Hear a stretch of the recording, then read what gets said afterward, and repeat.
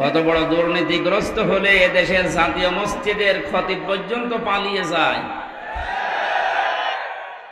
লজ্জা আছে ও লোকটা আবার আজকে এসেছে নামাজ পড়াতে, ওর পেছনে নামাজ হয়? হ্যাঁ, যে লোকটা নৌকা মার্কা নিয়ে ভোটে দাঁড়ায় ওর পেছনে নামাজ পড়া যায়? যাস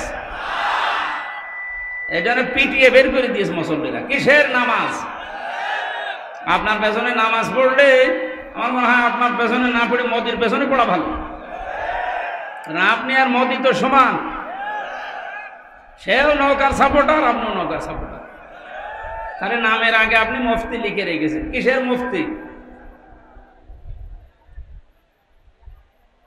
জেলখানার ভেতরে যে সমস্ত কওমি আলেমরা ছিল, মাওলানা শাখাওয়াত হোসেন রাজি, মাওলানা মামুনুল হক, এনাদের উপরে তো এদেশে কওমি মাদ্রাসার আর পরিচিত আলেম নেই। তাদের পাশাপাশি তো ছিলাম 3 বছর জেলখানা। তারা এই লোকটাকে ঘৃণা করে। যেই দিন এ পৃথিবীর যে সমস্ত জালেমদের তালিকা বের হয় মাঝে মাঝে, তার ভেতরে যেটা পালিয়ে গেছে এটার নাম আছে। 850 বছর আগে লক্ষণ সেন পালিয়েছিল, আর 850 বছর পরে পালিয়েছে এইটা। এতদিনের ভেতরে পৃথিবীর ইতিহাস কেউ ক্ষমতা ছেড়ে পালিয়েছে আমরা শুনি নাই, কোনো জায়গায় পড়ি নাই, কিন্তু এই যে নিজে দেখলাম। এই পালিয়ে যাওয়ার পর থেকে চট করে ঢুকে পড়বো এই আশা অনেকে ব্যক্ত করছে যে আমি কাছাকাছি আছি, চট করে ঢুকে পড়বো। আপনি বাস্তবতা টের পাচ্ছেন?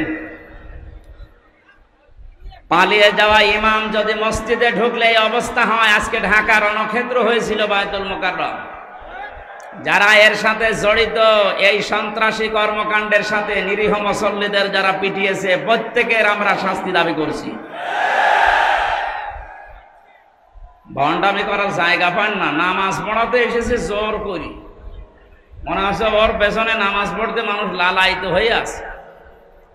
যেই দিন এই জালেমাকে কওমি জননী উপাধি দিয়েছিল এই শয়তানটা, সেই দিন থেকে কওমি মাদ্রাসার আলেমদের মন থেকে এই আলেম নামে জালেম উঠে গেছে। জেলখানায় ওর নামে বদদোয়া হইতো। এই রুহুল আমিন যে লোকটা, ওর বাবা ভালো ছিল, আল্লাহর ওলি নিঃসন্দেহে, মাওলানা শামসুল হক ফরিদপুরি, আল্লাহ তাকে হায়াতে তার জিন্দেগির গোনাগুলো যেন মাফ করে জান্নাতের সুউচ্চ মাকাম দান করে। কিন্তু তার কাছ থেকে এ কি পয়দা হয়েছে? নির্ভেজাল টাটকা একটা শয়তান, আলেম নামে কলঙ্ক, আলেমদের নাম বলতেও ঘৃণা করে লোকটা। সাপোর্ট দিত এই জালেমকে, আর কাজ পায়নি, নৌকা মার্কা নিয়ে দাঁড়িয়েছে। যদি কুকুর মার্কা নিয়ে দাঁড়াতেন তাও ভালো হতো। ইয়াজিদ যেমন গালি হয়ে গেছে এই পৃথিবীতে, আমার মনে হয় যে জালেম পালিয়েছে, ওর নামও এই পৃথিবীতে একটা গালি হয়ে যাবে ইনশাআল্লাহ।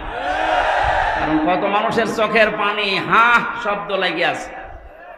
জেলখানার বিভিন্ন তালা থেকে রাতের গভীরে যখন তাহাজ্জুদ পড়তে উঠতাম, এই যে বিডিআর ছাড়া আপনাদের এই কুড়িগ্রাম, লালমনিরহাট, পঞ্চগড়, এ সমস্ত জায়গার বহু বিডিআর এখনো জেল খাটতেছে বিনা কারণে, কিচ্ছু জানে না।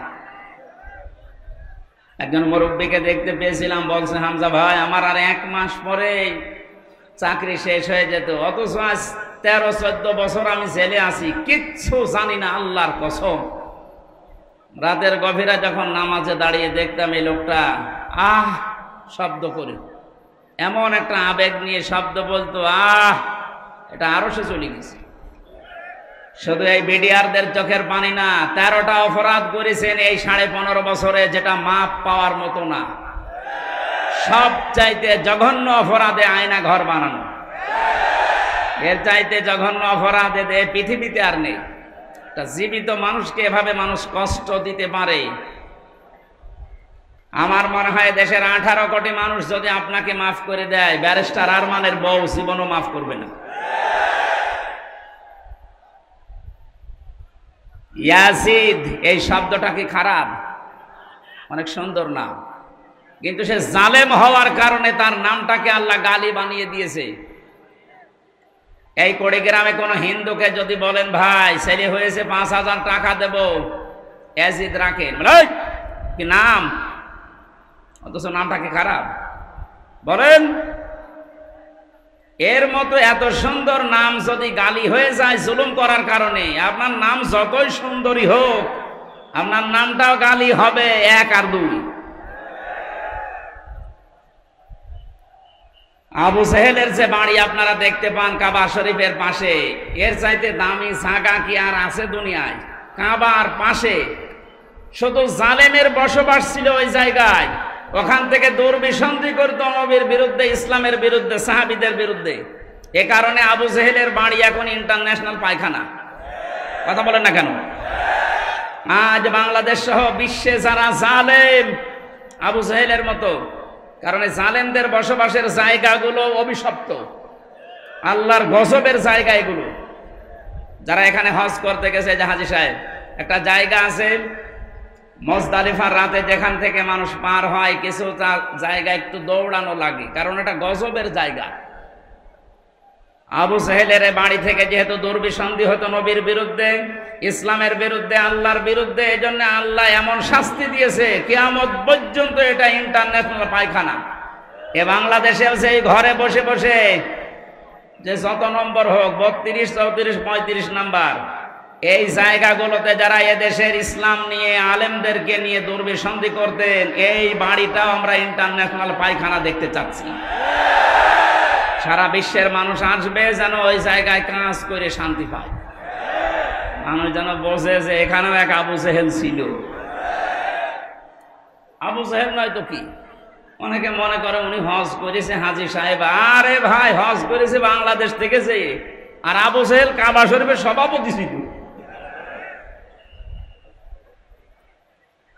সুতরাং আপনারা কি কে বলবেন আমি জানি না, আমার দাবি এইটাই, এবং বহু আলেম এই মতই দিয়েছে যে এই যে বিভিন্ন নম্বরওয়ালা বাড়ি যেগুলো 32, 33, 34, 35, 36 নাম্বারওয়ালা বাড়ি নেই, যত নাম্বার বাড়ি আছে জালেমদের আস্তানা, যেগুলো যেগুলো ইসলামের দুর্বিসন্ধি করতো বসে বসে আলেমদের বিরুদ্ধে, এই জায়গাগুলো সব জাদুঘর বানান না আবু জেহেলের মতো টয়লেট বানান? আমি কাবা শরীফ ঘোরার ছিলাম উপর দিয়ে, জায়গা পাইনি নিচ দিয়ে। হঠাৎ শেষ করে 7 পাক মারার পরে আমার অবস্থা খারাপ। আমি ওই আবু জেহেলের যে বাড়ির পাশে, আমি জানতাম না যে ওটা ওর বাড়ি। ওখানে যেয়ে দেখছি আমার পেটে ব্যথা করছে। এক পুলিশকে ডাক দিয়ে বললাম, ভাই এতক্ষণ তো আমি ভালোই ছিলাম, এখন আমার পেটে ব্যথা করছে। পুলিশ আমারে বলছে, ইয়া হাজিউল হুজ্জাত আয়না বিলাদুকা। ও হাজি, দেশ কোথায়? যে তুমি বাংলাদেশ। আমি বাংলাদেশ থেকে এসেছি। আমারে বলছে, আপনি জানেন না এটা কোন জায়গা? না তো। আবু জেহেলের বাড়ি। আপনি এখনো পায়খানা না করে দাঁড়িয়েছেন, তাড়াতাড়ি যান। আমি কাজ করে দেখি আমার পেটের ব্যথা ভালো হয়ে গেছে। আমার মনে হয় এদেশেও যাদের পেটে ব্যথা উঠবে, এই জালেমদের এই সমস্ত আস্তানাতে গিয়ে টয়লেট করলে পেটের ব্যথা ভালো হয়ে যাবে, কারণ জায়গাগুলো সব গজবের জায়গা। এদেশে তো দেখতে পেয়েছি আগস্টের 5 তারিখের পর থেকে আলেমদের যত আস্তানা ছিল জালেমদের, এদেশে প্রায় জালেমের আস্তানায় ভাঙা শেষ। এই এলাকায় মনে হয় এখনো শুরু হয়নি। আমার কুষ্টিয়ায় যে 2টা ছিল, ইট খুলে নিয়ে চলে গেছে, এমনকি টয়লেটের প্যান তাও খুলে নিয়ে চলে গেছে। ওইটাও রাখবো না। জালেমদের প্রতি আল্লাহরও রাগ, আর আল্লাহর বান্দাদের তো রাগ আছে। সুতরাং যে লোকটার লাখ লজ্জা নেই, কোন লজ্জায় আপনি আসলেন সেই গোপালী থেকে আবার এই নামাজ পড়াতে ঢাকার বুকে? পিটিয়ে মেরে ফেলিনি মানুষ, তাই তো ভালো। আজ 15 জনের উপরে আহত। যে অবস্থার সৃষ্টি হয়েছে, 24 ঘন্টা সময় দিয়েছে সেই আলেমরা যে ওকে গ্রেফতার করে ডিম দেওয়া হোক, কোনো অসুবিধা নেই।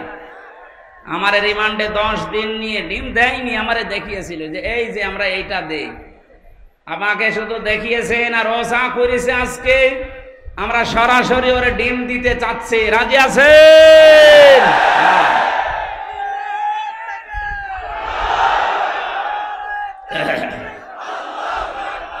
আলহামদুলিল্লাহ। না, জালেমদের আর কোনো ছাড় নেই। মাওলানা মামুনুল হক জানিয়েছেন, এই দেশে যারা জালেম প্রকাশ্য, বড় বড় জালেম যেগুলো 1628 জন বড় বড় জালেমের তালিকা হয়েছে, ওরা আলেমদের তালিকা করত। আমি জেলে বসে আছি কাশিমপুর কারাগারে গাজীপুরে, আর আমার নামে তালিকা করেছে 116 জনের নাম শোনেননি? তার ভেতরে আমার নাম। আমি বলছি আমি জেলে আর আমার তালিকা হয়ে যাচ্ছে। এদেশে 1628টা চেয়ার ছিল জালেমদের দোসর, এদেরও নামগুলো তালিকা করে করে কুড়িগ্রাম রাজারহাট মোড়ে মোড়ে টাঙিয়ে দেবে। কিয়ামতের আগে যেন এদেশে কোনো জালেম আর ফিরে আসতে না পারে। চট করে ঢুকে পড়বে। ওর ইমাম শুধু চট করে ঢুকে কি দাবড়ানি খেয়েছে দেখতে পাচ্ছেন না? আপনি আসেন, আপনাকে দিয়ে অনেকে ডুগডুগি বাজাবে, বিশেষ করে রংপুরের আবু সাইদের মা। আমি কয়েকদিন আগে গিয়েছিলাম, ওর বাবা বলছে আমার এই ছেলেটা ছোটবেলা থেকেই প্রতিবাদী। আমার বাবা আমার এই ছেলেটাকে যা করেছে, যারাই করেছে, এর সাথে যারাই জড়িত, আমরা সবার বিচার আল্লাহর কাছে দিয়েছি। যেহেতু বিচার আল্লাহর কাছে আছে, আপনি এ সাহস জীবনও করবেন না যে চট করে চলে আসবো। আপনাকে কিন্তু এরকম আবু সাইদের মা, আবু সাইদের বাবা বহু বসে আছে বিভিন্ন জিনিস বানানোর জন্য। আমি বানিয়ে বলছি না, বাস্তব এটা। 1000-এর উপরে মানুষ জীবন দিয়েছে 5 তারিখের আগে। আমার কুষ্টিয়ায় 16 জন, আমার সামনে 14 জন মারা গেছে এক জায়গায়। যে সমস্ত পুলিশ অফিসারদের কথা মতো নিম্নের যে পুলিশ কনস্টেবল যারা অফিসার যারা এই কাজ করেছিলেন তওবা করবেন। আর যারা এই বড় বড় এই গুরু ঠাকুরগুলো, এদের কোনো মাফ নেই। আজকে একটা ধরেছে আর্মি মশিউ, এই শয়তানকে যদি জেলখানার ভেতরে এই বিএনপি আর জামাতের লোকজন পায়, ওরে মনে হয় পিটিয়ে মেরে ফেলে। কারণ আমি তো দেখেছি ওর উপর রাগ কি মানুষের, একেবারে বান্টু একটা মানুষ। ও বলে নাকি যে বিএনপি জামাতের লোক না মানলে আমার শরীরে জোশ আসে না। এবার নেন, আর্মির হাতে পুলিশ পিটিয়ে সোজা করে ফেলবে। এই জন্য সাধারণ পুলিশ কনস্টেবল যারা এই মানুষগুলো হুকুমের আসলে দাস ছিল, এদের কিছু করারও ছিল না। তারপরেও এরা আরো নিরপেক্ষ থাকতে বাধ্য। যে মানুষগুলো হুকুম দিয়েছে, এই যে বেনজির, কিসের বেনজির? ওর কোনো নজির নেই। এই লোকটা সহ এখন যারা জেলখানায় আছে, পুলিশের সাবেক আইজি, এর আগের আইজি, এরপরে কিছু মানুষকে ওএসডি করেছে, আর যারা ধরা পড়তেছে, আর ওই যে হাউং আঙ্কেল আছে, হাউং আঙ্কেল, এইগুলো সহ যেন আমার তালিকা আজকে আমি দেখলাম দুপুরবেলা 180 জনের একটা তালিকা করেছে। এই জালেমদের বড় বড় দোসর যারা প্রশাসনে ছিল, একটাকেও এদেশের মানুষ ক্ষমা করবে না ইনশাআল্লাহ। জুলুম করলে আল্লাহ মামলা দেবে তিনি জানিয়েছেন, আর আমরা তো 100টা দেব। আমারে ধরার পরে বলেছিল যা যা বলতে বলছে এগুলো যদি না বলেন 50টা মামলা দেব। আমার মামলা কয়েকদিন আগে সব খারিজ হয়ে গেছে, সব খারিজ হয়ে গেছে, কোনো মামলা আর নেই, বেকসুর খালাস। যে জজ ছিল, জজ আমারে মামলার এইটা নথি দেখে বলছে কি দেখে বিচার করব, এর ভেতরে কোনো মাল নেই, যা একেবারে 100 ভাগ খালাস করে দিয়েছে। আমি বলতে গেলাম যে আদালত, আমার এই মামলা তো 3 বছর আপনার হাতেই ছিল, তখন তো আপনি বলেন যে কোনো মাল নেই, এখন হঠাৎ করে বলছেন কোনো মাল নেই, কি দিয়ে বিচার করবো? মানে এটাই বলতো যে হুজুর আমার হাত বাঁধা ছিল। কি ছিল? এখন আমার হাত খোলা আছে, আমি এখন ওপেন, এখন আমি ন্যায় বিচার করতে পারবো বা করতে পারছি। আমরা চাই 1628টা চেয়ার এই দেশে মেন চেয়ার আছে, প্রত্যেকটা চেয়ার যেন এই জজের মতো হাত খোলা থাকে, আবু সাইদের মতো এভাবে হাত খোলা থাকবে। কথা বলেন ঠিক কিনা? আজকে যিনি ওসি এসেছেন ওনারও এখন হাত খোলা, আগে হাত বাঁধা ছিল, এখন তো হাত খোলা আছে। কিয়ামতের আগে যেন এরকম হাতগুলো আর কেউ বেঁধে দিতে না পারে। কি কথা বলছেন না কেন? আজকে রাত 12:30টার জরিপ দেখেননি? বিবিসি এবং আল জাজিরা থেকে একটা রিপোর্ট এসেছে, আন্তর্জাতিক সংস্থা, ওরা দিয়েছে দেশে 100 জনের 14 জন মানুষ এখনো পর্যন্ত জালেমদের সাপোর্ট করে যাচ্ছে। ঘুঘু দেখেছেন আপনি? ঘুঘুর ফাঁদ দেখেন? টের তো পাচ্ছেন না কিছু। 100 জনের 28 জন এখনো পর্যন্ত বিভিন্ন জিনিস মেরে খাওয়ার ধান্দায় আছে। আপনারা থামবেন। 100 জনের 58 জন মানুষ এদেশে এখন চাচ্ছে যে ইসলাম এদেশে রাষ্ট্রীয়ভাবে কায়েম হোক। এটা তো আমি বানালাম নাকি? আপনি আল জাজিরা নিয়ে আসেন, রাত 12:30টায় রিপোর্ট বের হয়েছিল। আমার কালকে ছিল ফরিদপুর। এই আসার সময় গাড়িতে দেখতে দেখতে আসছিলাম ইন্টারনেট থেকে, আন্তর্জাতিক খবরগুলো কি আসে দেখি। বাংলাদেশ দিয়ে একটা রিপোর্ট তারা বের করছে। এখন দেশের অবস্থা এই, 58 জন মানুষ চাচ্ছে এদেশে ইসলাম কায়েম হোক, ইসলামের হাতে দেশটা যাক। 28 জন মানুষ চাচ্ছে না আমাদের হাতে দিন। আর 14 জন মানুষ এখনো পর্যন্ত জালেমদের দোসর এবং তাদের সাফাই গেয়ে যাচ্ছে। সাফাই যে গাচ্ছে দেখতে পাচ্ছেন না, মাঝে মাঝে video call audio call open করে দেয়। আপা ঘাবড়াবেন না, আপনি ঘাবড়ালে আমরা নরম হয়ে যায়, তোরে নরম বানানো হবে।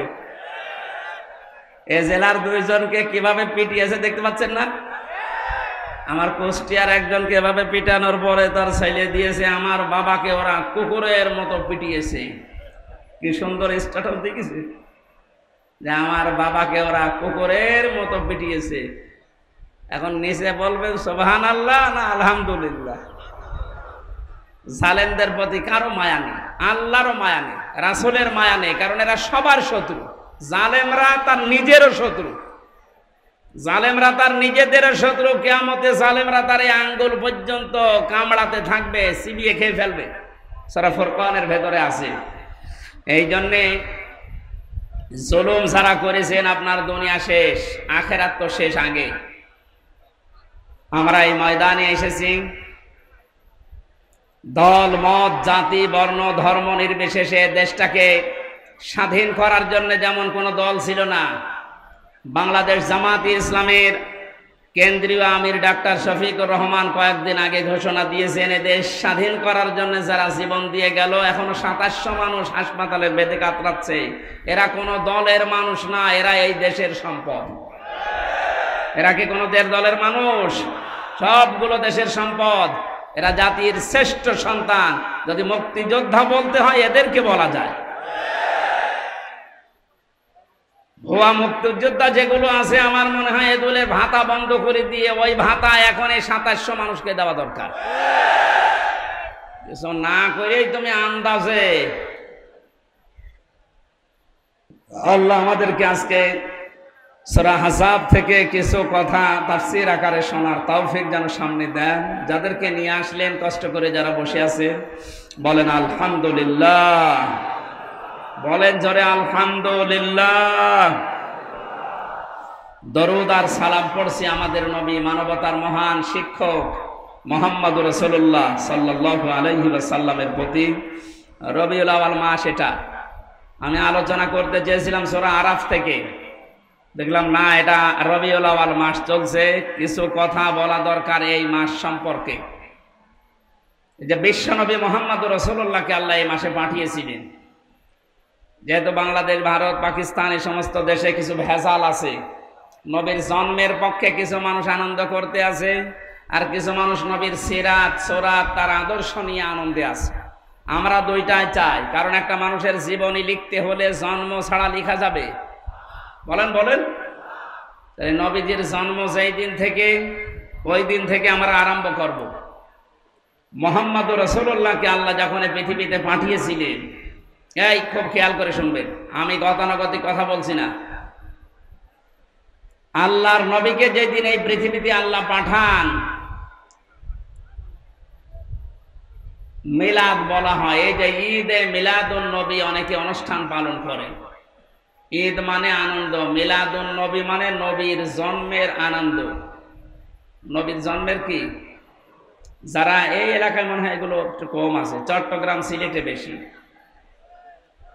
যারা এগুলো করছেন একটা তথ্য বলছি এবার। এই পৃথিবীতে 2 জন মানুষ নবীজির আপন চাচা ছিল, তারা আবু লাহাব আর আবু তালেব। 2 জন আপন চাচা না? এই 2 জন নবীর মিলাদে জন্মে খুশি ছিল, খুব আনন্দ করেছিল তারা। এত খুশি নিজের মাটিকে পর্যন্ত আজাদ করে দিয়েছে। আপনি পারবেন ওরকম? আপনি শুধু খেচুড়ি আর জিলাপির ভক্ত, আর তারা নিজের বাড়ির কাছের মহিলাকে বলেছে যা তোরে আমি কেনা আজাদ করে দিলাম। অথচ দুইজন চাচা জাহান্নামী, এটা কোরআন দ্বারা হাদিস দ্বারা প্রমাণিত। কথা বলে না কেন? আবু লাহাব যে জাহান্নামে গেছে এর জন্য আবার কোনো প্রমাণ লাগবে নাকি? আল্লাহ পাক বলেন সায়াসলা নারান যাতা লাহাব, ওকে জাহান্নামে আল্লাহ দিয়েছেন এই আয়াতের প্রমাণ। আর একজন চাচার নাম বললাম আবু তালেব। এই লোকটা মারা যাওয়ার দিন নবীজি তার মাথার কাছে গিয়ে বলেছিলেন, ইয়া আম্মি আবি তালিব আল্লা ইলাহা ইল্লাল্লাহ হাজ্জুল লাকা ইনদাল্লাহি ইয়াউমাল কিয়ামাহ, রাহুল বুখারী। হে চাচা, জোরে বললে হয়তো মানুষ শুনে আপনাকে খারাপ বলতে পারে, জোরে বলা লাগবে না, খালি আমার কানের কাছে মুখটা নিয়ে আস্তে করে বলেন লা ইলাহা ইল্লাল্লাহ, মুহাম্মদ রাসূলুল্লাহর ঘোষণা দেওয়া লাগবে না, ওটা আমি নিজেই নিয়ে নিলাম। শুধু আল্লাহর একাত্মবাদের ঘোষণা দেন, আমি গ্যারান্টি দিলাম কিয়ামতের দিন ঝগড়া করে আপনাকে আমি আল্লাহর দরবারে জান্নাতে দিয়ে দেব। পড়ে না, কালেমাটা পড়ে নাই। আশপাশের যারা নেতা ছিল, আবু সুফিয়ান, আবু লাহাব ডাক দিয়েছিল, নেতা পড়বা, সারা জীবন বাপ দাদার ধর্ম মানলে এখন ভাতিজারে নতুন ধর্ম গ্রহণ করে কলঙ্কিত হবা, তোমাকে মানুষ কাপুরুষ বলবে, ভীরু বলবে, তোমাকে লজ্জা দেবে, তোমার নামে বদনাম বের হবে। আবু তালেব ওই দিন বলেছিল, ভাতিজা মুহাম্মদ তোমাকে আমি ভালোবাসি, কিন্তু তোমার এই কালেমাটা পড়তে পারলাম না, তুমি আমারে মাফ করে দিও। মাফ করার মালিক কি নবীজি? বলেন বলেন। নবীজি মন খারাপ করেছিলেন, এই জন্য আল্লাহ সূরা আহজাবের সূরা কাসাসের 56 নম্বর আয়াত তার জন্য নাযিল করে বলেছিলেন, কেন আপনি মন খারাপ করেন? হেদায়েত আপনার হাতে দেয়, নিজে দিয়ে দেবেন, এটা আমি আল্লাহ নিজের হাতে রেখেছি, আমি ভালো জানি যে কারে দেওয়া যায়। এই লোকটার তো মন নেই, আপনাকে ভালোবাসে ঠিক আছে, আপনার জন্মে এই লোকটা এত বেশি খুশি হয়েছিল আমি দেখেছি, কিন্তু আপনার আদর্শ পেয়ে লোকটা খুশি না। এরপরেও নবীজি তার মায়া মহাব্বত, তার যে কষ্ট, সারা জীবন তার পেছনে শ্রম দিয়েছে, এই জন্য নবী নিজে তার কবরের পাশে দাঁড়িয়ে দোয়া করেছিলেন, হে আল্লাহ তুমি আমার চাচা আবু তালেবকে মাফ করে দাও। সঙ্গে সঙ্গে জিবরাইল এসেছেন সূরা তাওবার 113 নম্বর আয়াত নিয়ে, হে নবী কার জন্য হাত তুলেছেন? হাত নামান। মা কানা লিন-নাবিয়্যি ওয়াল্লাযীনা আমানু আন ইস্তাগফিরু লিল মুশরিকিন ওয়ালাউ কানু উলি কুরবা মিন বা'দি মা তাবায়্যানা লাহুম আন্নাহুম আসহাবুল জাহিম। আল্লাহ পাক বলেন, কোন নবীর জন্য, কোন ইমানদারের জন্য এটা জায়েজ না, শোভনীয় না, উচিত না যে পৃথিবীতে কোন মুশরিকের জন্য সে আল্লাহর কাছে ক্ষমা চাবে। আল্লাহ বাদে অন্য কেউ আল্লাহর মতো কাজ পারে, এই কথা যারা বলে, বিশ্বাস করে, তারা মুশরিক। এটা আবার দলিল দেওয়া লাগবে? আমি আবার বলছি, এদিকে তাকান, আল্লাহ যেটা পারে ওইটা অন্য কেউ পারে, এই কথা বিশ্বাস করার নাম শিরিক, আর শিরিক যে করে সে মুশরিক। এ পর্যন্ত মানেন তো? এক কথা বলেন না কেন? আল্লাহ যেটা পারে ওটা অন্য কেউ পারে, এই বিশ্বাস করার নাম শিরিক, আর শিরিক যে করে সে মুশরিক। আরো জোরে বলেন। যে লোকটা নামাজ পড়ানোর জন্য সে গোপালগঞ্জ থেকে এসেছে, এ লোকটার নামে আলেম হতে পারে, আল্লামা লেখা থাকতে পারে, লোকটার কার্যকলাপ এবং যাদেরকে সাপোর্ট করেছে এই লোকটা মুশরিক।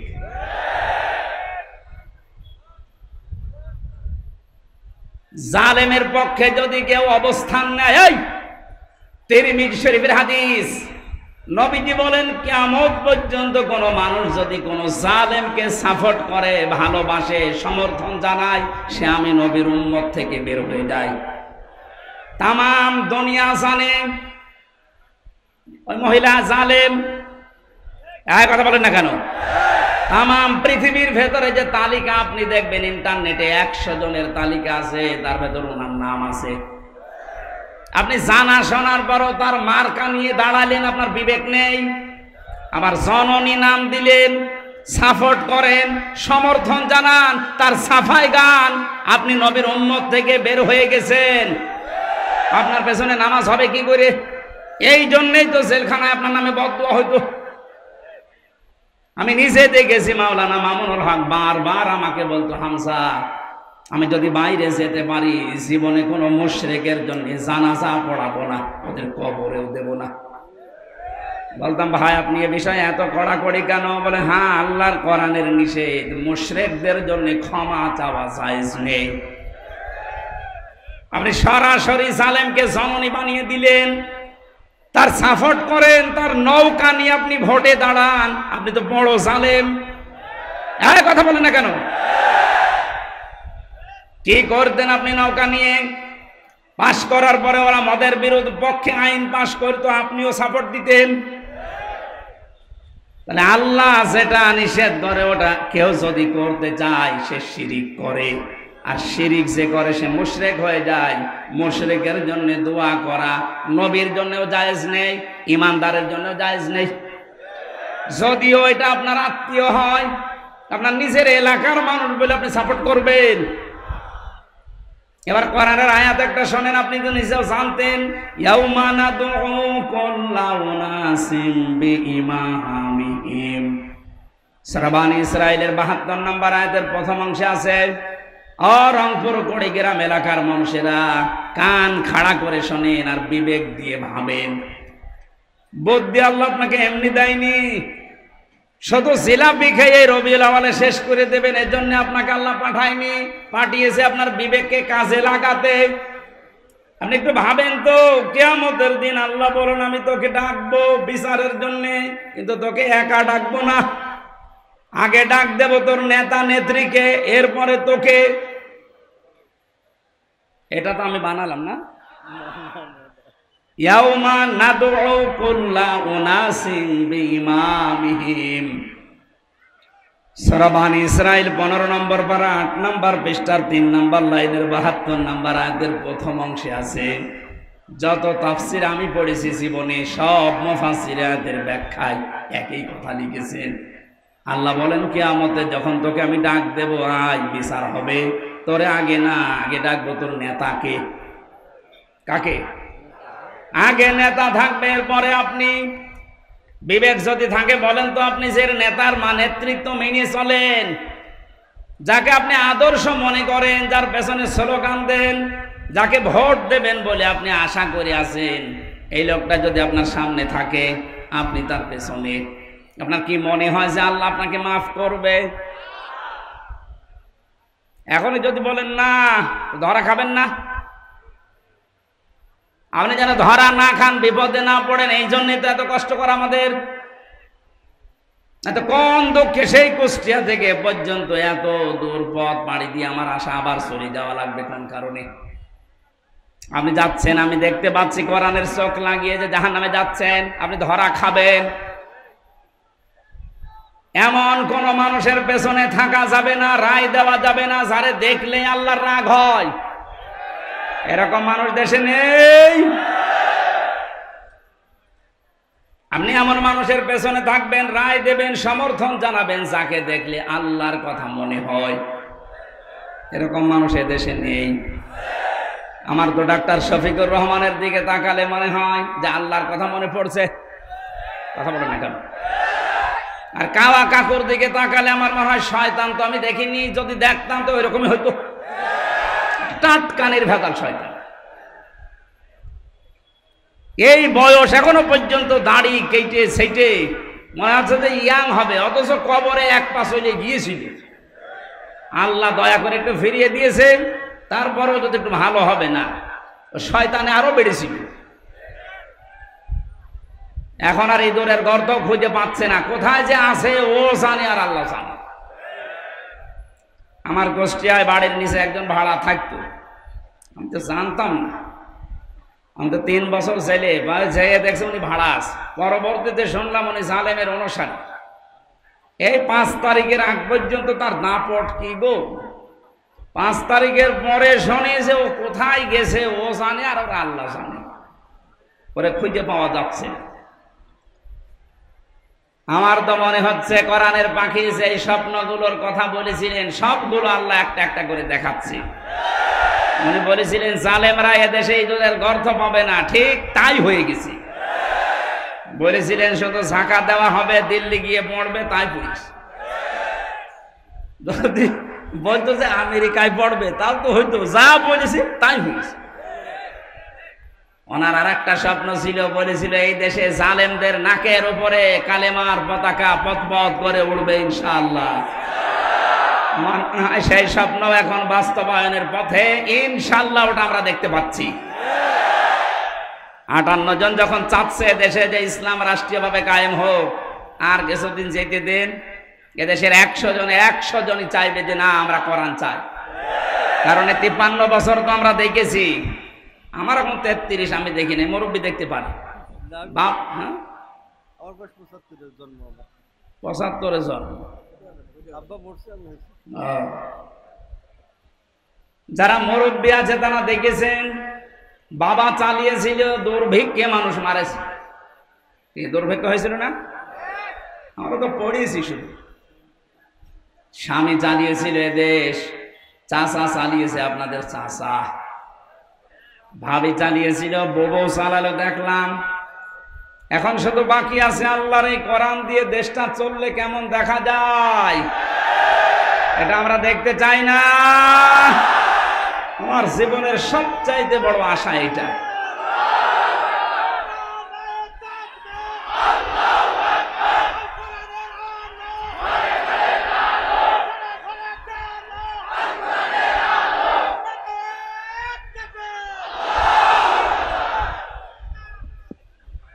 মুসাফির অবস্থায় আছি এখন, মুসাফিরের দোয়া আল্লাহ ফেরত দেয় না। বড় আশা নিয়ে বলছে, মাবুদ 1000 লক্ষ মানুষকে নিয়ে তোমার দরবারে মোনাজাত করছি, জীবনে শুধু চর্মচোখে এটা যেন দেখতে পারি যে কালাম দিয়ে বাংলাদেশের 56,000 বর্গ মাইল চলছে। এটা একটা মিনি জান্নাত হয়ে যাবে, আপনি টের পাচ্ছেন না। তাই অনেকে যারা লাল পানি খায়, যারা বাবা খায়, যারা আকিস বিড়ি খায়, এখানে তৈরি হয় না জলিল বিড়ি, এরা মনে মনে ভাবে যে ইসলাম যদি দেশে চলে আসে তাহলে আমি বিড়ি খাবো কি করে, আমি লাল পানি খাবো কি করে। শোনেন, এই যে ইনি মসজিদের খতিব, লিখা দেখলাম, মসজিদের ভেতরে যদি এই দাড়ি কাটা মানুষটা যায়, এখন ওনার মনে করেন বিড়ি খাওয়ার অভ্যাস আছে, নেশা আছে, মসজিদের ভেতরে ঢোকার পরেও নেশা থাকবে? যদি নেশা লাগেও সে পরিবেশ মসজিদে খেতে পারবে? বলেন বলেন কেন? কারণ পুরাটা জায়গা আল্লাহর রহমত দিয়ে ঘেরা। মসজিদ রহমতের জায়গা, এ কথাকার আল্লাহুম্মা আফতাহলি আবওয়াবা রহমাতিকা, হে আল্লাহ তোমার রহমতের সব দরজা খুলে দাও। এজন্য রহমত পেতে হলে মসজিদে যাওয়া লাগবে। কোথায় যাওয়া লাগবে? পৃথিবীতে রহমতের জায়গা মসজিদ, আর মসজিদের বাইরে যা আছে দুনিয়ার সবগুলো গজবের জায়গা, বিশেষ করে মাজারগুলো। অনেকে মনে করছে মাজার, হ্যাঁ মাজার কেন বললাম, নবীজি জানিয়েছেন কিয়ামতের দিন 2 প্রকার মানুষকে আল্লাহ সবচাইতে কঠিন শাস্তি দেবেন। তার 1 নম্বরে যারা মাজারের খাদেম ছিল। তুমি খেদমত করার আর জায়গা পাও না, মাজারের খাদেম হয়ে বসে আছো, ওরে খেদমত করা দরকার। কারণ যত মাজার এই দেশে সবগুলো শিরিকের আস্তানা আর জেনার আড্ডাখানা। নারী পুরুষের অবাধ মেলামেশা যদি দেখতে চান, আপনি যান লালনে মাজারে, মন মন গাঁজা খাচ্ছে মানুষ। কোন কারণে মাজার রাখা লাগবে? আল্লাহর ওলি যারা আল্লাহর পছন্দীয় মানুষ, এদের কবরগুলো সংরক্ষণ করে রাখেন, কেউ যেন ইহানত করতে না পারে, নষ্ট করতে না পারে। তাই বলে ওখানে যে সেজদা দেবেন, গাঁজা খাবেন, লা তাত্তাখিযুল কুবুর মাসাজিদা, কবরকে মসজিদ বানিও না, সেজদার জায়গা বানিও না। এই ঘোষণা শোনার পরেও যারা সেজদা দেয়, কোন কারণে ওইটা রাখতে হবে বলেন? এই কারণেই তো হক্কানি আলেমরা বলছে মাজার গুড়িয়ে দাও, কোনো দরকার নেই। এগুলো থেকে যে ব্যবসার টাকা আসতেছে, আজকে আমি আকিজ গ্রুপে ছিলাম ঢাকাতে, আকিজের বড় ছেলে ডক্টর মহিউদ্দিন সাহেব উনি বলছিলেন যে দেশের যে মাজারগুলো আছে যেখানে ব্যবসা হয়, সরকার যেন মাজারগুলো সব নিজেদের আয়ত্তে নেয়, এখানে মানুষ না বুঝে আর বুঝে যা টাকা পয়সা দেয় এ টাকাগুলো সব রাষ্ট্রের কাজে লাগায়, বহু টাকা কালেকশন হয়। আপনি কি মনে করছেন আটরশির মাজারে যান, কোটি কোটি টাকা মাসের পরে মাসে উপায় হচ্ছে। এগুলোর দায়িত্ব যদি সরকার হাতে নেয়, এই দায়িত্বের টাকাগুলো সব রাষ্ট্রের কাজে লাগান, মানুষ বুঝে দিক আর না বুঝে দিক, টাকা তো রাষ্ট্রের কাজে লাগছে, শয়তানরা আর পাবে না। বড় বড় দাড়ি গোপ মোষ উপর নিচে সব সমান করে মনে হচ্ছে কি হয়ে গেছে।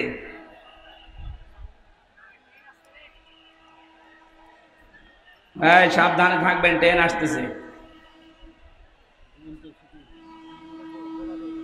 সুবহানাল্লাহ আলহামদুলিল্লাহ লা ইলাহা ইল্লাল্লাহ, সুবহানাল্লাহ আলহামদুলিল্লাহ লা ইলাহা ইল্লাল্লাহ, সুবহানাল্লাহ আলহামদুলিল্লাহ লা ইলাহা।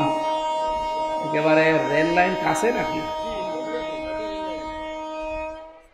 লা ইলাহা ইল্লাল্লাহ মুহাম্মাদুর রাসূলুল্লাহ।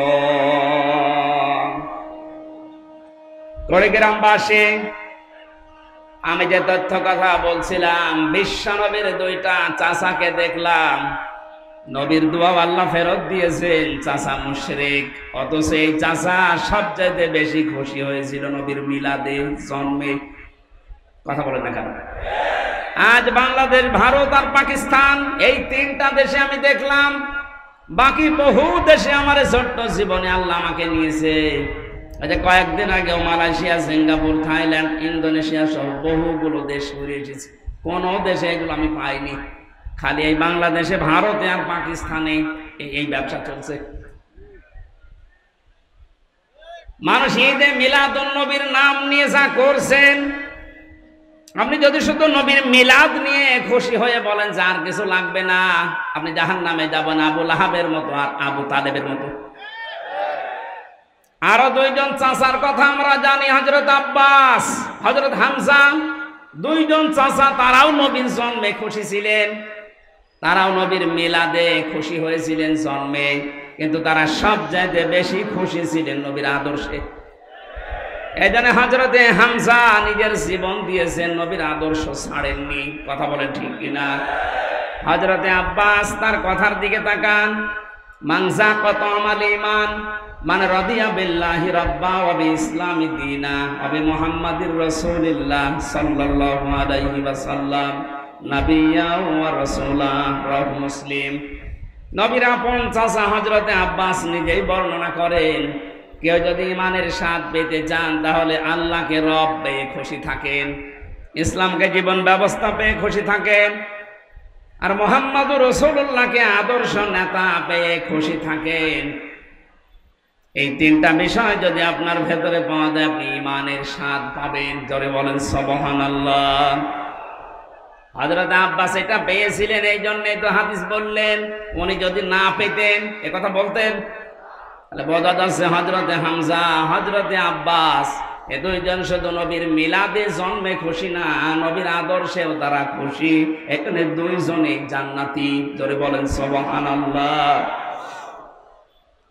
নবীদের জন্ম থেকে আমরা শুরু করছি, বিশ্ব নবী মুহাম্মদুর রাসূলুল্লাহর 1 থেকে শুরু করে 40 বছর পর্যন্ত পুরা আরব জাহানে তাকে মানুষ ডাক দিত মুহাম্মদ ইবনে আব্দুল্লাহ, আব্দুল্লাহর বেটা মোহাম্মদ। এ পর্যন্ত ঠিক আছে না? 40 বছরের আগে কেউ কি তাকে রাসূলুল্লাহ বলেছে? না। যদিও তিনি সেই জীবনে তৈরি হওয়ার পর থেকে, যখন আল্লাহ তাকে বানিয়েছে, এ দুনিয়া তৈরি হওয়ার আগে তার নূর বানানো, ওই সময় থেকে তিনি রাসূল, কিন্তু ঘোষণা হয়েছে 40 বছর বয়সে। এই জন্য 1 থেকে 40 বছর পর্যন্ত আপনি যদি তাকে না মানেন আপনি জাহান্নামে যাবেন না। কিন্তু 40 থেকে 63 এই 23 বছরের 1 সেকেন্ডও যদি কেউ অস্বীকার করে সে জাহান্নামী। এটা তো আমি বানিয়ে বলছি না। সূরা আহজাবের 21 নম্বর আয়াত তার প্রমাণ। লাকাদ কানা লাকুম ফি রাসূলিল্লাহি উসওয়াতুন হাসানা। এই যে ফি রাসূলিল্লাহি, রাসূলুল্লাহর জীবনের ভেতরে তোমাদের জন্য মহত্তম আদর্শ আমি আল্লাহ লুকিয়ে রেখেছি। অনেকে বলতে পারতেন না মুহাম্মদ ইবনে আব্দুল্লাহর জীবনী বলেছে, কি বলেছে? রাসূলুল্লাহ। আর আমরা সারা পৃথিবীর মানুষ জানি উনি রাসূল হয়েছিলেন এই দুনিয়ার ঘোষণা অনুযায়ী 40 বছর বয়সে। কথা বলেন না কেন? 40 বছরের আগে পুরো আরব জাহানে তাকে ডাক দিত মানুষ আল আমিন, আস-সাদিক বা মুহাম্মদ ইবনে আব্দুল্লাহ। কিন্তু 40 বছরে তিনি যখন কোরআনে কারীম পেয়েছেন তখন আর মুহাম্মদ ইবনে আব্দুল্লাহ শুধু না, তখন হয়ে গেছেন তিনি রাসূলুল্লাহ। এই কথা বলা লাগবে। আল্লাহ কি বললেন এই আয়াতে? তোমাদের জন্য মহত্তম আদর্শ লুকিয়ে রেখেছি আমি রাসূলুল্লাহর জীবনে। তার মানে 40 থেকে 63 এই 23 বছর রাসূলুল্লাহর জীবন পুরাটা আপনাকে মানাই লাগবে, মাসবি। এর ভেতরে একটা সেকেন্ড আপনি ছাড় দিতে পারবেন না। যদি বলেন না এটা আমি মানি না, তাহলে আপনার ঈমান পরিপূর্ণ হয়নি। কথা বুঝতেছেন? রাসূলুল্লাহকে আদর্শ মানা লাগবে। যে উসওয়াতুন হাসানা এ শব্দটা দুনিয়ায় কাউকে আল্লাহ দেয়নি। হ্যাঁ, ইব্রাহিম নবীকে আল্লাহ উসওয়াতুন হাসানা তার চরিত্রের ব্যাপারে বলেছিলেন, সেটা আলাদা বিষয়ের আলোচনা। কিন্তু পৃথিবীতে আমাদের নবী মুহাম্মদুর রাসূলুল্লাহকে তিনি মডেল বানিয়েছেন, বাটখারা বানিয়েছেন, কেজি পাথর। এদিকে যদি কেউ 5 কেজি চাউল তুলে দেয়, এদিকে 5 কেজি বাটখারা দেওয়া লাগবে না? এ কথা বলেন না কেন? আমার এই 40 থেকে 63 বছরের যে 23 বছরের জীবন, আমার জন্ম থেকে মৃত্যু পর্যন্ত 23 বছর দিয়ে আমার সাজানো লাগবে। আপনি একেবারে মেপে পরিপূর্ণ করে নিতে পারবেন, কারণ তিনি নমুনা, মডেল, আদর্শ আমাদের জন্য। তাও একমাত্র উসওয়াতুন হাসানা এর একটার আগে আলিফ লাম আল্লাহ দেয়নি। এবার আসেন মূল কথা বলছি। বিশ্ব নবী মুহাম্মদুর রাসূলুল্লাহ কেন একমাত্র আদর্শ আমাদের জন্য? যে সূরা থেকে পড়লাম, সূরার নাম হচ্ছে আহজাব। কি বললাম? আহজাবের হিজবুন থেকে। আহজাব শব্দের শাব্দিক অর্থ দল, সমূহ, বাহিনী। এই যে দল, এ শব্দটা কোরআনে নেই। বলেন না কেন? যারা এই কথা বললে আগে তো এই যে আগস্ট মাসের 5 তারিখের আগে এ জালেমরা বলতো দলীয় কথা বলবেন না, রাজনীতির কথা বলতো না। কথা বলেন। থানা থেকেও 14টা লিখে দেওয়া হতো যে এই কথা বলা যাবে না। আমি কি এখানে আমার বাবার কথা বলতে আসি সেই কুষ্টিয়া থেকে? আমি তো আগেই বললাম আমি জরানের চোখ লাগিয়ে দেখতে পাচ্ছি আপনি জাহান্নামে যাচ্ছেন। আরে ভাই, আপনি জাহান্নামে গেলে আমার অসুবিধা নেই, কিন্তু আপনাকে আমার বাঁচাতে হবে। আপনাকে যদি আমি কিছু না বলে জান্নাতে যেতে চাই, কিয়ামতে দরজায় দাঁড়িয়ে বলবেন যে আমারে কিছু বলে নাই, পরে কুড়িগ্রাম নিয়ে এসেছিলাম আমাকে বাঁচায় নাই, আমি জানতাম না। এটা যেন বলতে না পারেন, এই জন্যই তো এত কষ্ট স্বীকার করা। আমি যে গ্রুপে আছি আকিস গ্রুপ, আমার বাবার যা আছে, আমার যা এখন হয়েছে, বিশ্বাস করেন আল্লাহর কসম, মরণ পর্যন্ত অন্তত আমার কিছু করা লাগবে না। এত কষ্ট স্বীকার করা, এই যে স্বাধীনতার পর থেকে আজকে 1 মাস 12-13 দিনে প্রতিদিন 2-3টা করে, তাও 5 কিলো 10 কিলো না, প্রতিদিন আমার মনে হয় আমার জার্নি হয় প্রায় 1000 কিলোমিটার। কালকে সেই মাদারীপুরে, তার আগের দিন চট্টগ্রাম, আজকে এখানে। এভাবে প্রতিদিন 700-800-1000 কিলোমিটার দৌড়ানো লাগছে। আমি দেখতে পাচ্ছি জাতির মানুষেরা জাহান্নামের দিকে দৌড়াচ্ছে। এমন মানুষকে আপনি সাপোর্ট দিয়ে জাহান্নামে দৌড়াচ্ছেন, যারে দেখলে আল্লাহর রাগ হয়। আপনি যেন বাঁচতে পারেন, এই জন্যই বলছি, দলের কথা বললে আপনার রাগ হয়। আপনি যে দল করেন, দলই আপনাকে জাহান্নামে নিয়ে যাবে। দলের কথা কোরআনে যদি নাই থাকে, তাহলে আয়াতগুলো আপনি বাদ দিয়ে দেবেন। সূরা আলে ইমরানের 103 নম্বর আয়াতে আল্লাহ জানিয়েছেন ওয়াল তাকুম মিনকুম উম্মাতুন ইয়াদউনা ইলাল খায়র, অবশ্যই তোমাদের ভেতরে একটা দল থাকতেই হবে। কয়টা দল? আরো জোরে। আল্লাহর দৃষ্টিতে যে দলের কথা আছে কোরআনে, এ দল করতে হলে 4টা জিনিস লাগে। আপনার কি রাগ হয়ে গেল? না, এই আয়াত বাদ দিয়ে দেবো। আমি যে নোট করেছি তাফসীর থেকে, কেউ যদি দল করতে চান মিলান তো আপনার দলে এগুলো আছে কিনা, নাকি আপনার আবার রাগ হয়ে যাবে? হ্যাঁ, আমি তাফসীরে হাক্কানি থেকে লিখেছি। যদি বিশ্বাস না করেন আমি পয়েন্টগুলো বলছি, বাড়িতে এসে মিলিয়ে দেখেন আপনার দলে 4টা শর্ত আছে কিনা। একটা দল যদি কেউ করতে চায়, কমপক্ষে একটা দলের ভেতরে 4টা জিনিস লাগে। প্রথমেই লাগে একজন নেতা। নেতা ছাড়া দল হবে? আল্লাহ পাক সূরা ইয়াসিনের ভেতরে নবীজিকে যে নেতা বলে ডাক দিয়েছেন, ইয়াসিন হে নেতা, এই সিন শব্দের ভেতরে 7টা ব্যাখ্যা পেয়েছি। আমি 5টা প্রধান ভাবে নিয়েছি আর 2টা নিয়েছি এর রূপক। কোন মানুষ যদি নেতৃত্ব দিতে চায় অবশ্যই তার 7টা গুণ লাগবে, মাস্ট বি, তার লাগবেই। আন্দাজে নেতা হওয়া যায় না। 7টা গুণের প্রথম নাম্বার গুণ হচ্ছে তাকে বৈধ হওয়া লাগবে। কারণ এই পৃথিবীর যত নেতা, আমরা বিশ্ব নেতা বলি নবীদেরকে, কঠিন হয়ে যাচ্ছে। এ পৃথিবীর বিশ্ব নেতা নবীরা, নবী রাসূল দুনিয়ায় যারা ছিলেন আমরা জানি সবাই। এই আলেম কারা আছেন একটু খেয়াল করবেন। এটা এই দুনিয়ায় যারা বিশ্ব নেতা বলে দাবি করি আমরা, যে এগুলো বিশ্ব নেতা, অধিকাংশর দিকে তাকান তারা নবী ছিলেন। নবীরা নেতা ছিলেন না? ওয়াজআলনাহুম আইম্মাতান, আল্লাহ বলেন আমি এই পৃথিবীতে নবীদেরকে নেতা বানিয়ে পাঠিয়েছি। ইয়াহদুনা বিল হক, তারা সত্য পথে মানুষদেরকে আহ্বান জানিয়েছেন। এজন্য নেতা হওয়ার প্রথম বৈশিষ্ট্য আল্লাহ পাক দিয়েছেন, কেউ যদি নেতৃত্ব দিতে চায় তার জন্ম হওয়া লাগবে বৈধ। কারণ কোন নবীর রক্ত আল্লাহ কোনো হারাম রক্তের ভেতরে প্রবেশ করার নাই। আজও বিশ্ব নেতার দিকে তাকান, পৃথিবীতে বহু মানুষ নিজেকে বিশ্ব নেতা বলে দাবি করছে, অনেককে করাচ্ছে, অথচ তাদের জন্ম ঠিক নেই। তাদের মা এক ধর্মের, বাবা এক ধর্মের। আমাকে বেশি বলে ফেললাম। আমার ফাঁসি চাই, এ বইটা কিনেন, দেখেন। আপনার যদি রাগ হয়, বীর মুক্তিযোদ্ধা মতিয়ার রহমান রেন্টুর লিখা, লেখেন। এই বইটা নিয়ে আসেন, এখন বাজারে পাওয়া যাচ্ছে। 15 বছর তো বাজেয়াপ্ত ছিল, এখন পাওয়া যাচ্ছে। দেখেন, মা এক ধর্মের, বাবার এক ধর্মের। আপনি আন্দাজে বিশ্ব নেতা বানিয়ে দিলেই হবে। নবীদের কথা বলছিলাম কেন, এই যে কোরআন থেকে এবার দলিল নেন। হযরতে ঈসা উনি নবী না, এরা কোন জামানায় আছে? হযরতে ঈসা কি? আরো জোরে বলেন। উনি যে নেতা ছিলেন কোন সন্দেহ আছে? ওনার জন্মের পরেই জাতির লোকেরা ওনার অবৈধ বলেছিল।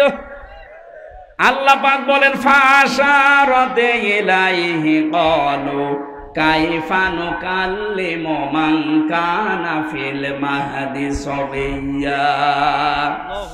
হযরতে মরিয়ম ইশারা দিয়েছিলেন দোলনার দিকে যে এই ছেলেটাকে জিজ্ঞাসা করো, নিজেই বলবে অবৈধ না অবৈধ। জাতির লোকেরা বলেছে ক্বালু কাইফা নুকাল্লিমু মান কানা ফিল মাহদি সাবিয়্যা, এতটুকু সিবিয়ান বাচ্চা কি করে দোলনা থেকে কথা বলবে? এ বলতে দেরি জাতির লোকের। হযরতে ঈসা দোলনা থেকে জবাব দিয়েছিলেন ক্বালা ইন্নী আবদুল্লাহ, আমি অবৈধ সন্তান না, আমি আল্লাহর বান্দা। এতটুকু তিনি শেষ করেননি। হযরত ঈসা দোলনা থেকেই তিনি বললেন আতানিয়াল কিতাবা ওয়া জাআলানি নাবিয়্যা, আল্লাহ পাক আমাকে সামনে কিতাব দেবেন এবং জামানার নবী করে আল্লাহ আমাকে পাঠিয়েছেন।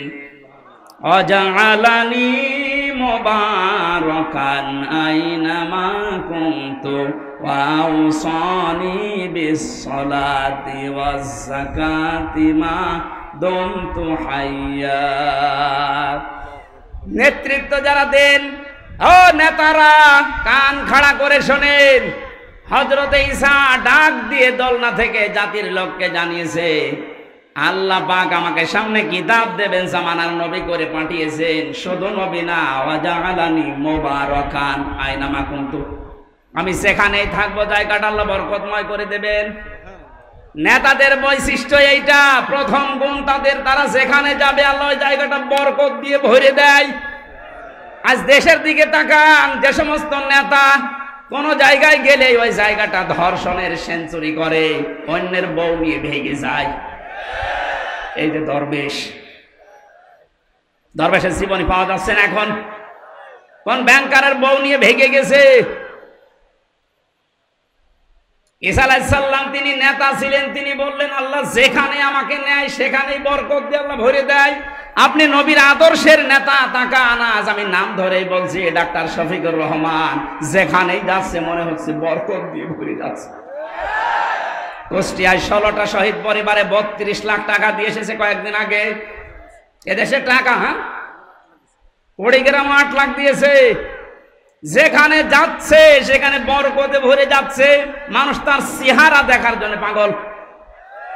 টাকালা লোক নেই এদেশে। দরবেশের মতো মানুষ 32 না 36,000 কোটি টাকা আত্মসাৎ করেছে। এমন নেতা যেখানে যায় শুধু মারিং, শুধু কাটিং। আর এমন মানুষকে আমরা দেখতে পাচ্ছি যেখানে যাচ্ছে বরকত দিয়ে ভরে যাচ্ছে। আপনি নেতা খুঁজে পান না, আন্দাজে লাফান। যেখানেই যাবে নেতা, তার কোয়ালিটি এটা, জায়গাটা আল্লাহ নিজে বরকত দিয়ে ভরে দেবেন। নেতারা কি বলেন, ওয়াউসানি বিসসালাতি ওয়াজ যাকাতি, আল্লাহ আমাকে আদেশ দিয়েছেন আমি যেন নামাজ পড়ি, আমি যেন যাকাত দেই। কি নেতা নামাজ পড়ে না?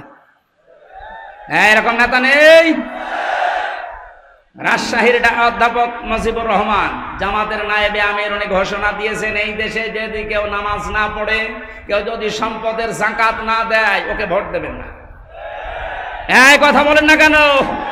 উনি এই আয়াতের দলিল দিয়েছেন যে নেতা ছিলেন হযরত ঈসা, তিনি জাতির লোককে বললেন আমি আদেশ পেয়েছি যে নামাজ পড়া লাগবে, যাকাত দেওয়া লাগবে। কতদিন?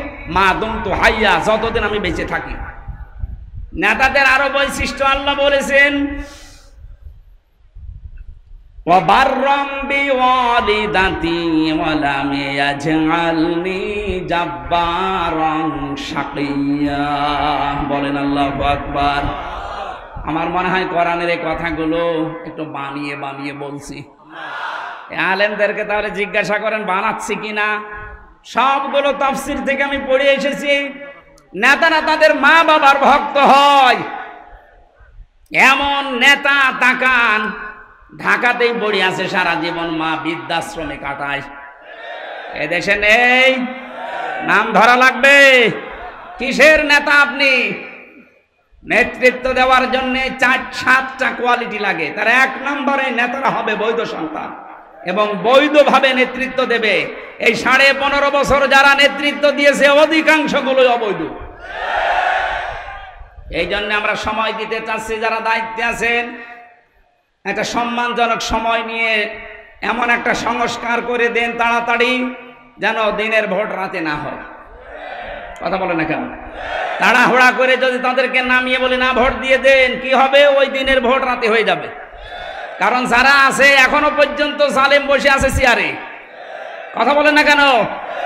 100 জনের 65 জন জালেমকে বদলি করা হয়েছে। এখনো পর্যন্ত 35টা জালেম চেয়ারে আছে। এদেরকেও আমরা সময় দিচ্ছি, তাড়াতাড়ি নামিয়ে দিন।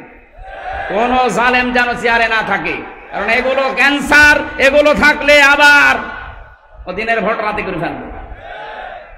এক লোক বিয়ে করে বাসর ঘরে বউ রেখেছে, দাদি শাশুড়ি যে বলছে, ওই নাতির বউ আমি কিন্তু পতি চাই।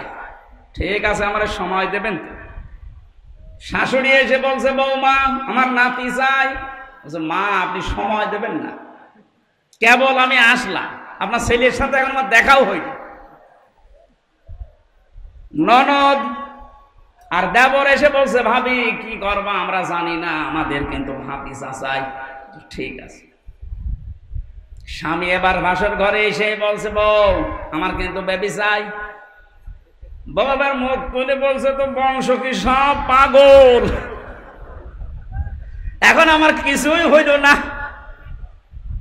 10 মাস 10 দিন যাবে, সংসার হবে, এরপরে তো কারো বেবি, কারো নাতি, কারো ভাতিজা, নাকি আমি ফ্লাক্সি লোড করে সব নিয়ে আসবো। দায়িত্ব যাদের দিয়েছি অন্তত 10 মাস 10 দিন সময় তো দেবেন, কেবল 1.5 মাস। সংস্কার আরম্ভ হয়েছে, জালেমরা থাকবে না ইনশাল্লাহ, একটা জালেমও থাকবে না, সবগুলোকে চেয়ার থেকে নামিয়ে এখানে নতুন মানুষকে ফেস করা লাগবে।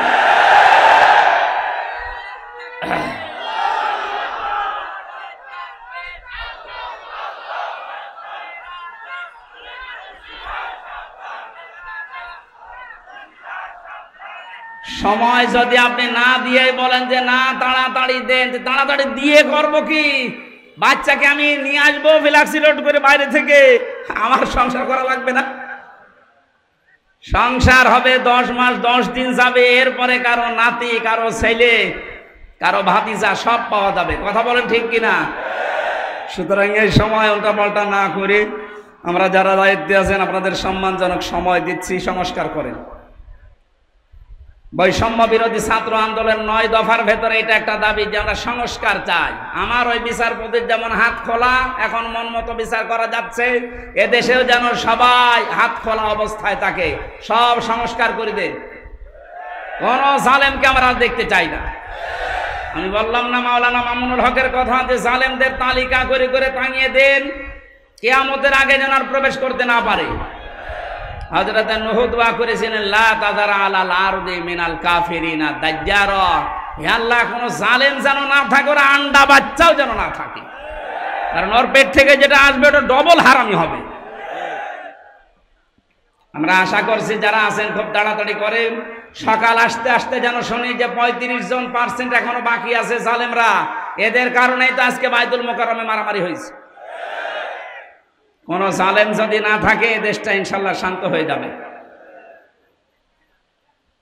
আমি নেতৃত্বের কথা বলছিলাম কেন? দল করতে হলে একজন নেতা লাগে, নেতার ভেতরে গুণ থাকা লাগে কয়টা? 7টা। বলেন। 1 নাম্বার এই গুণ হচ্ছে নেতারা হবে বৈধ, জোর করে থাকবে না, বৈধভাবে থাকবে। আমরা এতদিন দেখেছি সব জোর করে ছিল, বৈধভাবে না, সব অবৈধভাবে। 2 নম্বরে দল করতে হলে লাগে সংগঠন। সে সংগঠনের নাম আল্লাহ কোরআনে দিয়েছেন, ওয়ালতাকুম মিনকুম উম্মাতুন।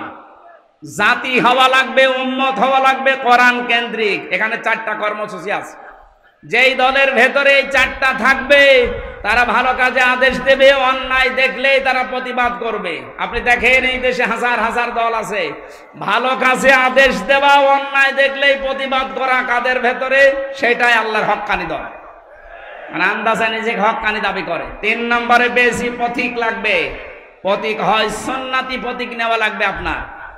এই পৃথিবীতে আমার মনে হয় ন্যায় বিচারের মানদণ্ড যেটা দাড়িপাল্লা, টুপি, এর ভেতরে আরো 5টা পেয়েছি আমি। দাড়িপাল্লা, টুপি, এগুলো সব ন্যায় বিচারের পথিক, সুন্নাত, আল্লাহর নবীর আদর্শের ভেতরে এগুলো ছিল। যদি আপনার মার্কা নিতে হয় এরকম মার্কা নেবেন, হয় টুপি মার্কা নেন, নাই দাড়িপাল্লা মার্কা নেন। 4 নম্বরে পেয়েছি আমি অফিস লাগে। এ পৃথিবীতে দল করতে হলে অফিস লাগে না? আমাদের অফিস আছে, আমাদের অফিসের নাম মসজিদ। আমাদের অফিসের নাম কি? যাদের আনাগোনা মসজিদের সাথে, যাদের সম্পর্ক মসজিদের সাথে, এমন এমন দল আমরা পাই। মসজিদ তো দূরের কথা, কোনোদিন পূর্ব দিকে পশ্চিম দিকে আষাঢ় খেয়েও পড়ে না। ও যদি আষাঢ় খেয়ে পড়েও তো দিল্লির দিকে পড়ে, পশ্চিম দিকে পড়বে তো না। আমাদের এই অন্তরটা ঝুলিয়ে রাখা লাগবে কিসের সাথে? মসজিদের সাথে। বলেন বলেন। নবীজি বলেন, যার অন্তর সবসময় মসজিদের সাথে ঝুলে থাকে, এক ওয়াক্ত নামাজ পড়ে বের হয়ে যায়, আবার কখন নামাজ পড়তে যাবে এরকম মন যার, এই লোকটাকে কিয়ামতে আরশের ছায়া আল্লাহ নিজে স্থান দিয়ে দেবেন। জোরে বলেন সুবহানাল্লাহ। তাহলে অনুসরণ করা লাগবে মুহাম্মদ ইবনে আব্দুল্লাহকে না রাসূলুল্লাহকে?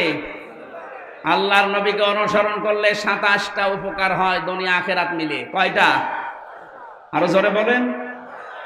এক নম্বরে আল্লাহ পাক বলেন, এ পৃথিবীতে একজন মানুষকে আমি পাঠালাম যাকে অনুসরণ করলে জীবনের গুনাহগুলো মাফ হয়ে যায়।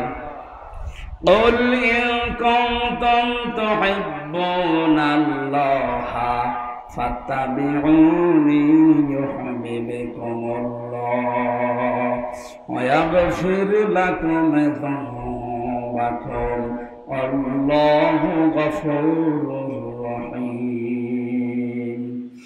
সূরা আলে ইমরানের 31 নম্বর আয়াতে আছে, ইবনে কাসিরে পাবেন, হে নবী আপনি বলেন যদি আল্লাহকে ভালোবাসি এ দাবি করো তাহলে আমার অনুসরণ করো।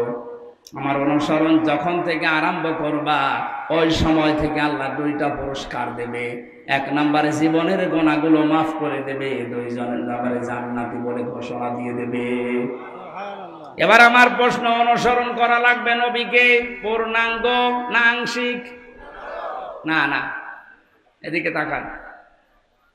এই যে ফাত্তাবিউনি, আমার অনুসরণ করো, এ কথা বলতে নবীজি বলেছেন অনুসরণ কি আংশিক না পূর্ণাঙ্গ? আমাদের অনুসরণ কি আংশিক হয় না পূর্ণাঙ্গ? আমরা হয়তো আজ অনেকেই দাড়ি টুপি পাগড়ি জুব্বা, খাবারের পরে মিষ্টি খাওয়া মেশাক করা এইগুলো নিয়েই ব্যস্ত, কিন্তু নবীর জীবনে যে আরো আছে পূর্ণাঙ্গ করতে হলে বিশ্ব নবী খাবারের পরে যেমন মিষ্টি খেয়েছিলেন, নামাজের আগে যেমন মেসাক করেছিলেন, এই নবী 10 বছর কোরআন দিয়ে রাষ্ট্র চালিয়েছিলেন। এইটা আপনার কাছে সুন্নাত মনে হয় আর ওইটা আপনার কাছে রাজনীতি মনে হয়। আপনি মানুষ, আমার মনে হয় নবী এখন বেঁচে থাকলে আপনি এটাই বলতেন। এই জন্য আমাদের অনুসরণ আমরা দেখতে পাই যে আংশিক হচ্ছে, পূর্ণাঙ্গ হচ্ছে না।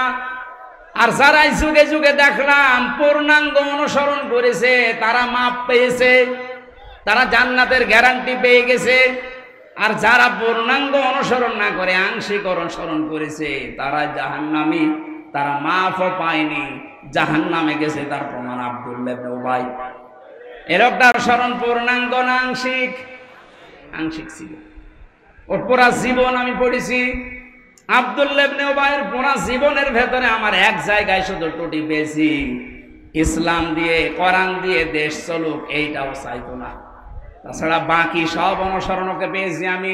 রাসূলের পেছনে নামাজ পড়তো, রাসূলের মতো দাড়ি রাখতো, জুব্বা গায়ে দিত, কাবা শরীফ তাওয়াফ করতো নবীর সাথে, হজে গিয়ে ইফতারি করতো নবীর সাথে। নবীজির কথা মতো নিজের নাম, বাবার নাম, ছেলের নাম, নাতি ছেলের নাম সব আব্দুল্লাহ রেখে দিয়েছে। কিন্তু এক জায়গায়ও কোনোদিন চাইনি যে ইসলাম দিয়ে মদিনা চলুক। এটাকে ও দুনিয়ার কাজ মনে করতো, রাসূলের পেছনে থাকতো না। আল্লাহ নবী এইটা কায়েম করার জন্য উহুদে যাচ্ছিলেন, তখন 300 লোক নিয়ে ভেগে গিয়েছিল। আজ যদি আপনার অনুসরণ রকম আংশিক হয়, ওর জন্য আল্লাহ দিয়েছিলেন ওয়ালা তুসাল্লি আলা আহাদিম মিনহুম, হোম আছে হোম, এটা জমির বহু বছর। আব্দুল্লাহ ইবনে উবাইয়ের নাম যদি আল্লাহ দিয়ে দিতেন তা আমরা কোনো চিন্তায় থাকতাম না, কারণ হোম দিয়ে আমরাও ঝামেলায় আছি। আল্লাহ বলেন শুধু এর না, এর মতো যারাই আসবে দুনিয়া, যারা শুধু আংশিক অনুসরণ করে পূর্ণাঙ্গ না, হেনবি আপনি তাদের জানাজা দূরের কথা কবরের পাশে তোলাবেন না।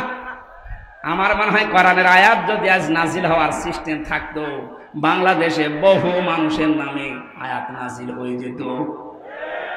হয় না, কে বলেছে যে হোম আছে, এই হোম দিয়ে আপনি এর ভেতরে আছেন। যাদের অনুসরণ আংশিক হয়, শুধু পূর্ণাঙ্গ হয় না। আল্লাহ আমাদেরকে যে 27টা বিষয় আমি আজকে নোট করেছি আয়াত থেকে, তার একটা প্রমাণে রাসূলকে অনুসরণ করা লাগবে একমাত্র, কেবলমাত্র, শুধুমাত্র এই জন্যে, কারণ তাকে অনুসরণ করলে জীবনের গুনাহ মাফ হয়ে যায়। সম্মানিত মা বোন যারা এসেছেন, 6 জন নারীকে আপনার আদর্শ বলে ঘোষণা এসেছে হাদিস কোরআনে। তার 1 নম্বরে হযরতে খাদিজাতুল কুবরা রাদিয়াল্লাহু তাআলা আনহা। তাকে আল্লাহ সালাম দিয়েছিলেন যে কারণগুলোতে, তার অন্যতম কারণ তিনি স্বামীকে সাহায্য করতেন, ইসলামের পথে চলতে, ইসলাম কায়েম করতে, ইসলাম প্রচার করতে। যারা সাহায্য করেন স্বামীকে, যারা স্বামীর জন্য পাহারায় থাকেন, সব সময় স্বামীকে সাহায্য দোয়া করেন, তারা খাদিজাতুল কুবরার সাথে জান্নাতে থাকতে পারবে। আল্লাহ আমাদের মা বোনদেরকে খাদিজার মতো জীবন অনুসরণ করার তৌফিক দিন। আমরা যতটুকু বলেছি এতটুকুর উপরে আমল করার তৌফিক কামনা করে শেষ করছি। আল্লাহুম্মা আমিন।